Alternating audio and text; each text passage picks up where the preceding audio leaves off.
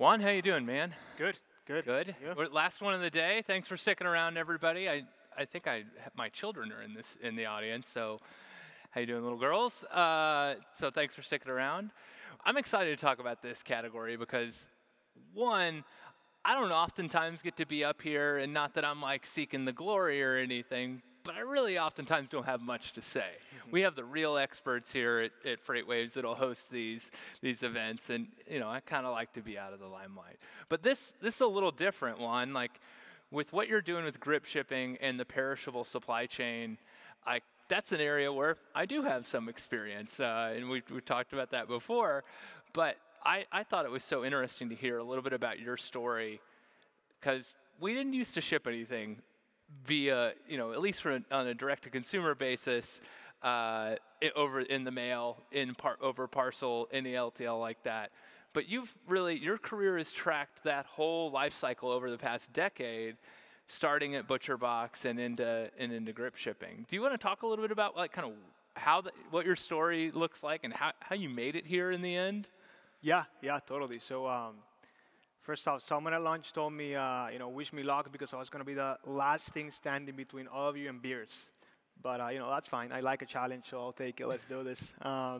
So, when a ButcherBox, so for those of you who don't know, bootstrap company, company that got to a very significant scale in size for the last decade. And for us, we didn't really have a lot of money in the bank to play the game of, hey, we're going to send out, 5, 6, 7 boxes, and we'll make money at some point. That was not the game we were playing, and you come from the industry, so a lot of companies were, that's the financial model that they were playing with all the financial backing. But for us, we really had to make money on box one. That was always the way that we were operating. But for that, that means that you need to get very complex when it comes to the logistics and shipping strategies that you're implementing, and how are you backing that up with all the data, the modeling, and then all the software engineer that you need to support that. So for us as a company, we got very complex very fast when trying to solve for that problem. But for me personally, as head of the logistics department, I always had a question in the back of my mind of, hey, why are we spending millions of dollars internally to solve this when we should just be plugging into something that solves this for us? Because as a company, you're much better off, spending the resources where it matters the most for you as a brand and your consumers, which is, in the ButcherBox specific case, it's a meat company, it's a meat brand. So, those resources are much better, well spent into the marketing department, into sourcing, into finding the best possible product, into the front end of that website to make sure that you're increasing your conversion rates. But to be able to do that, you need the back end. And the back end, if you can just plug into something that makes that work for you, I think that's, life-changing for a lot of these startups or companies that ship perishables in the mail. At the same time, if you look at consumer trends for the last decade in this specific industry, when we first started and when we were in the industry, I played it as well, to begin with, it was an uphill battle for people to understand that they can now buy something in the mail and it arrives to them cold or refrigerated or frozen. It was not common knowledge before. Now it is. Now the consumer behavior has changed and they know that they can buy something and get it delivered to their house frozen or refrigerated. That means that they can get anything from anywhere. This is a funny example, but my mom's favorite cake is made in New York City. She's going to visit me in Miami in the next couple of weeks, and guess what I'm doing for her? I'm buying the cake, and it gets delivered frozen to my house, which, now all of you know that, I know that, and consumer behavior has changed. So for us at ButcherBox, it was like, hey, how are we solving this? And then for me personally is, why are we spending millions of dollars trying to solve for this internally? So that's what just led me to step down from my role and then start Grip, which is that solution that we always wish we had when starting ButcherBox and then through scale as well. I think the evolution, too, of shipping perishable goods has been pretty interesting in that, when we first started at Plated, it was everything, went into a box and you put as much possible ice as you could and as much possible insulation as you could, and you just put it into FedEx's hands and said, all right, it will show up because, it's FedEx. We can trust them. But, we, over time, as we kind of built complexity, into the business, we realized, oh, we probably shouldn't do it that way anymore.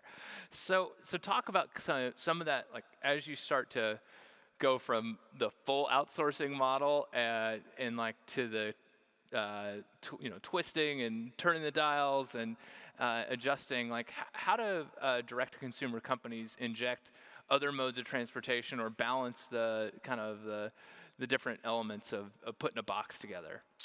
So the highest level concept of that is, how do I move from a static network into a dynamic network? And what that means is, what is every single one of the variables that I can change dynamically so that I am increasing the probability of success when I send a box to my customer. So what I mean by this is, you can think about a static decision-making model for sending a direct-to-consumer perishable box as, hey, every time I'm going to ship a box to California, it's going to come from this facility, it's going to go out with this liner, with this box, on this day of the week, and with, let's say, 10 pounds of dry ice, or X amount of refrigeration. That's a static decision-making. It has evolved now with the technology and all the data flow and systems that we have in place to make it completely dynamic, which is, hey, here are the variables that I can change, here are the models that I'm playing with, and how am I changing these to, one, make sure I'm taking care of the customer from point A to point B, and two, make sure that I'm making money while I'm doing this. Because, margins are, as you know from the industry, are not the best. You're not speaking about, SaaS or software margins. You're speaking about, 5–10% margins, if even when it comes to shipping direct to consumers online. So, it's about, hey, how do I take those variables and how do I make this dynamic so that, one, I'm spending a premium where I have to take care of my customer, but then I'm also taking cost out of the equation so that then I have a positive impact to my bottom line.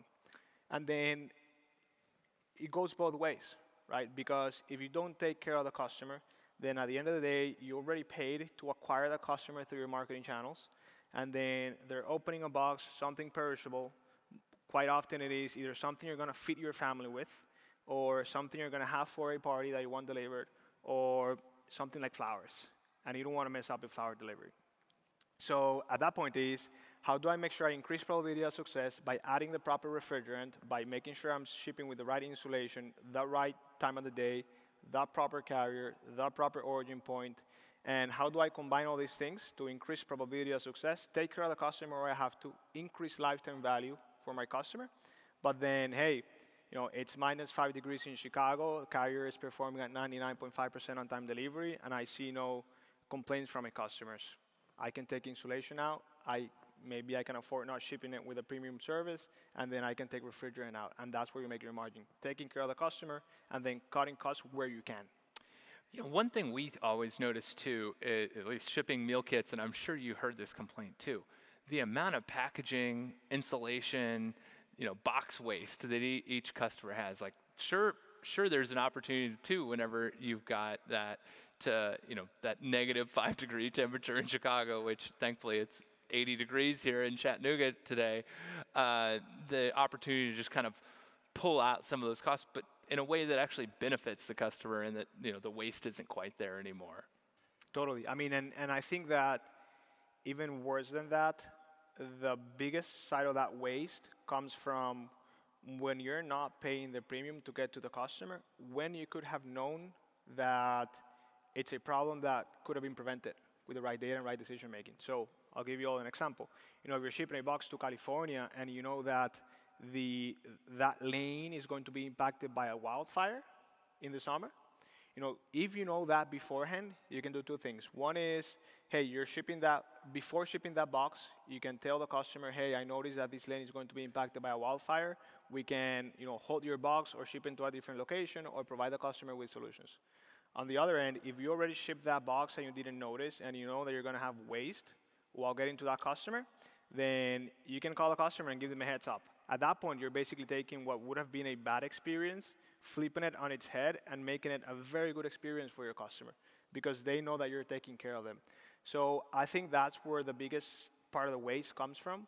When you're shipping a meal kit that has hundreds of dollars worth of food inside, but you're not necessarily being proactive about, hey, this box could be impacted by a wildfire, which means that it has a 15% chance of getting there successfully. Why am I even shipping it? So when you have the data and you play it in your favor to then benefit the customer, I think that's the biggest impact that you can have.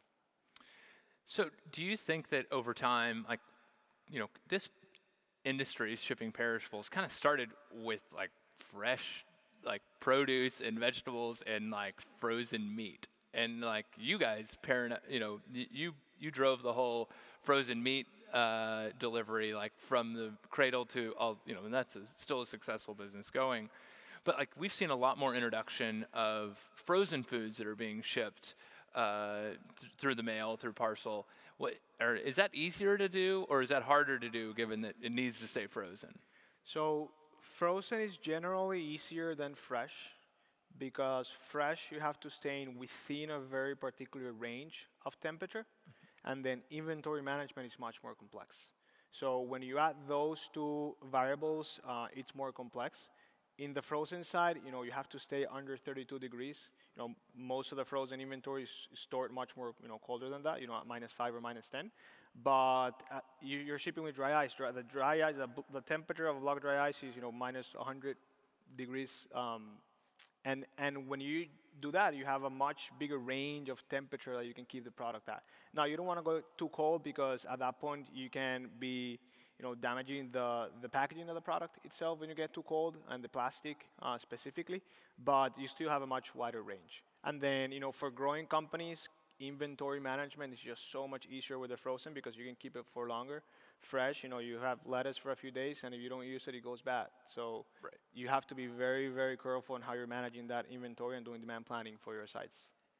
The downside of some of these, missing a delivery, for the fire example that you provided, but like just kind of messing up as a company, thinking that through, you're having a bad experience, which itself is a churn-inducing event for most customers. But then the company I worked for was like, oh, we can get them a new box. Like we get it, this was supposed to be delivered on Tuesday. Let's get it there on Thursday. We'll overnight it. We'll pay the extra. You end up underwater on that box by -100% margins, like usually minimum. Like there's a whole different way to be thinking about that when you're being proactive. So looking forward, Juan, like you've talked about customer preferences changing. Like how do we see that like impact? Like do you think that changes your modes of transportation that you're going to start using? How does that impact drip shipping?